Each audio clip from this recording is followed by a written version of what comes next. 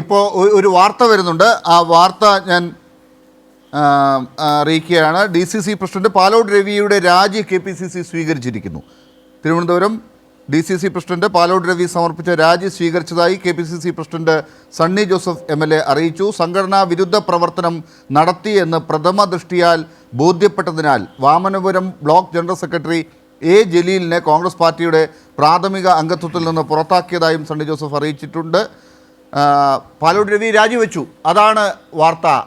Doctor സമ്പത്ത്, താങ്കളുടെ രവിയണ്ണൻ്റെ അവസ്ഥ ഇപ്പോൾ ഇതാണ്. ഞാൻ അദ്ദേഹത്തോടുള്ള ബഹുമാനത്തിൽ ഒരു കുറവും എനിക്കില്ല. ഞാൻ തുറന്നു തന്നെ പറയുകയാണ്. അദ്ദേഹം എടുക്കുന്ന നിലപാട് എന്നുള്ളത് അത് എന്താണ് തുടർന്നുള്ള നിലപാട് എന്നുള്ളത് അത് നമ്മൾ കാണാനിരിക്കുന്നതേ ഉള്ളൂ. കോൺഗ്രസ്സിനകത്തുള്ള ആഭ്യന്തര പ്രശ്നങ്ങൾ എന്നുള്ളത് അത് ഇന്ന് തുടങ്ങിയതല്ല. ഈ നിലമ്പൂരിലെ ഉപതെരഞ്ഞെടുപ്പ് സമയത്ത് തന്നെ അതിനു മുമ്പും ഇത്തരത്തിലുള്ള കാര്യങ്ങൾ, ഇത് വെറും പടലപ്പിണക്കമല്ലേ.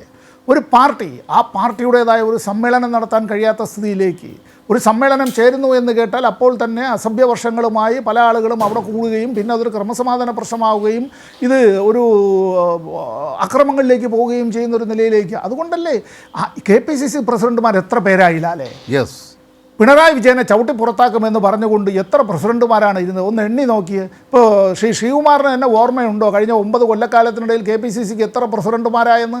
എല്ലാവരെയും അങ്ങനെ ഈ നോമിനേറ്റ് ചെയ്യുന്നത് പോലെ, ഇപ്പോൾ അതിന് പകരം ഇപ്പം നമ്മൾ നോമിനേറ്റ് ചെയ്യുന്നു, അത് അങ്ങനെയല്ലേ പറയേണ്ടത്?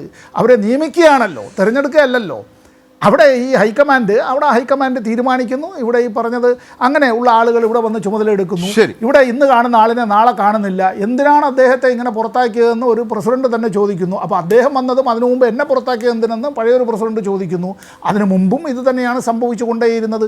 കോൺഗ്രസിൻ്റെ നിലനിൽപ്പ് എന്നുള്ളത് കേരളത്തിൽ വർഗീയ പാർട്ടികളുടെയും വർഗീയത പ്രചരിപ്പിക്കുന്നതായിട്ടുള്ള വിവിധ വിഭാഗങ്ങളുടെയും സംഘടനകളുടെയും, ഞാൻ എല്ലാത്തിൻ്റെ പേര് ഇപ്പോൾ പറയണില്ല എന്നേ ഉള്ളൂ, പിന്നീട് പറയാം, അതിൽ ചവിട്ടി നിന്നുകൊണ്ട് അതിൻ്റെ തോളത്തിരുന്നു കൊണ്ടുള്ള യാത്രയാണ് നടത്തുന്നത്. ശരി.